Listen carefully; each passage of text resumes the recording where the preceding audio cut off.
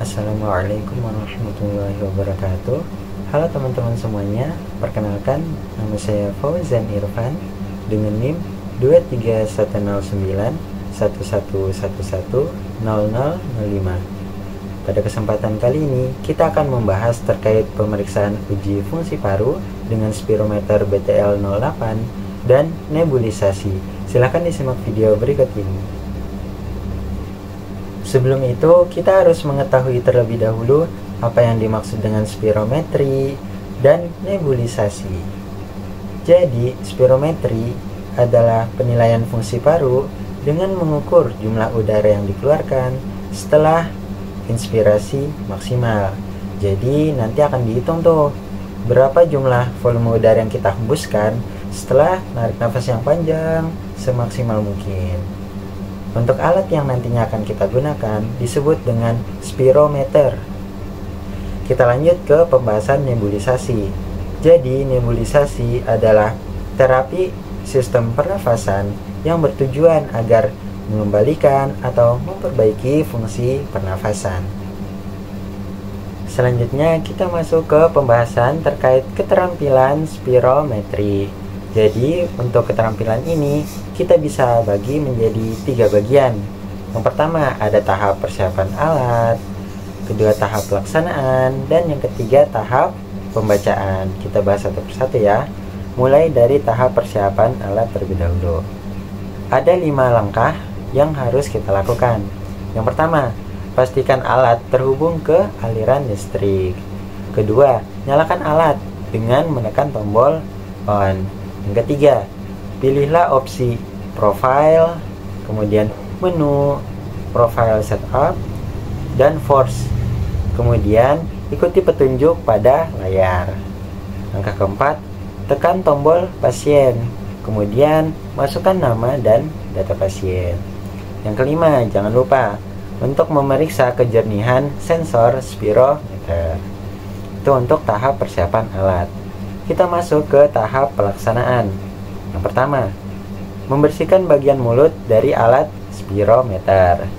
Kedua, tekan tombol start. Kemudian pasien diminta untuk menarik nafas. Lalu kita pasangkan bagian mulut dari spirometri pasien, lalu juga diminta untuk menghembuskan napas secara maksimal dengan cepat.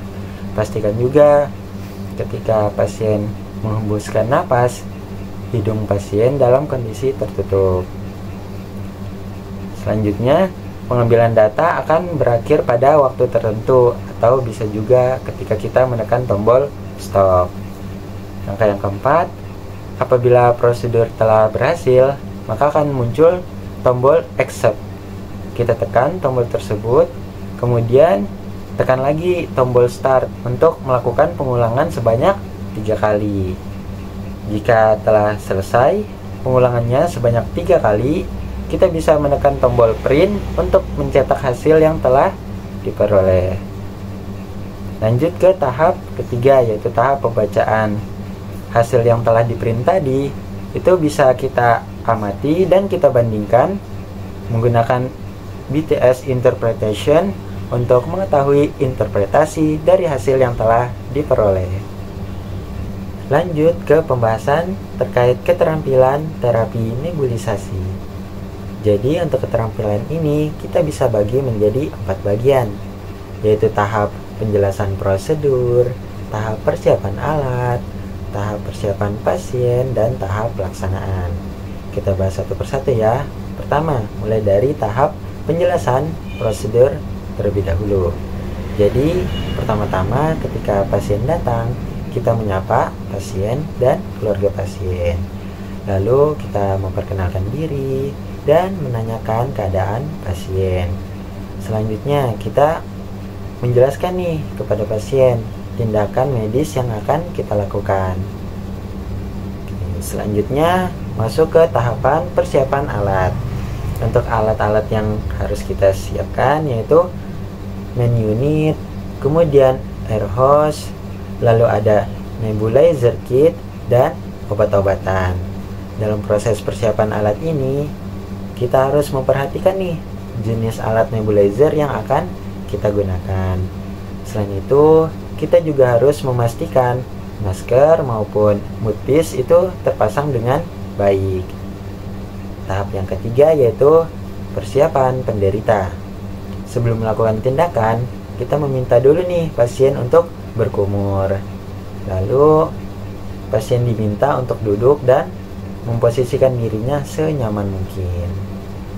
Selanjutnya, kita meminta pasien untuk menggunakan masker ataupun mouthpiece juga bisa.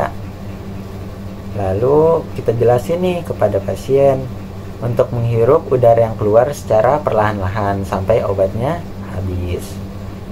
Kita juga harus memberi pelatihan kepada pasien bagaimana cara menggunakan masker maupun mouthpiece dengan benar, dan kita harus memastikan bahwa pasiennya mengerti. Jangan lupa untuk memberikan kesempatan bertanya kepada pasien. Selanjutnya, tahap pelaksanaan. Yang pertama, kita harus menghubungkan dulu nebulizer dengan sumber tegangan supaya ada aliran listrik. Lalu kita menghubungkan air hose, nebulizer, dan masker maupun mouthpiece tergantung yang mana yang kita pakai pada main kit. Selanjutnya, kita buka tutup cup, lalu masukkan cairan obat yang telah kita sediakan tadi sesuai dosis yang telah ditentukan. Lalu kita gunakan masker maupun mouthpiece tergantung dengan kondisi pasien. Langkah selanjutnya yaitu kita aktifkan nebulizernya dengan menekan tombol on. Lalu kita ingatkan kepada pasien untuk tetap menggunakan masker maupun mouthpiece. Uap yang keluar diminta untuk terus dihirup secara berulang sampai obatnya habis. Kurang lebih waktunya itu sekitar 10 sampai 15 menit. Nah, jika waktunya telah terpenuhi, tekan tombol off pada main kit. Masker maupun mouthpiece yang telah dipakai tadi itu sudah bisa dilepas. Lalu kita jelaskan nih kepada pasien bahwa terapinya sudah selesai. Dan kita juga harus tanyakan kepada pasien apakah keluhannya mereda atau merasa ada perbaikan nih. Jika sudah aman semuanya, kita bisa membersihkan nebulizer kit, mouthpiece maupun masker yang telah digunakan serta obat-obat yang telah dipakai. Kita bersihkan semuanya.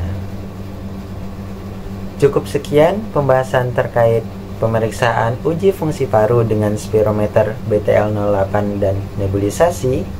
Jika terdapat kesalahan kata maupun tingkah laku mohon dimaafkan. Terima kasih atas perhatiannya. Wassalamualaikum warahmatullahi wabarakatuh.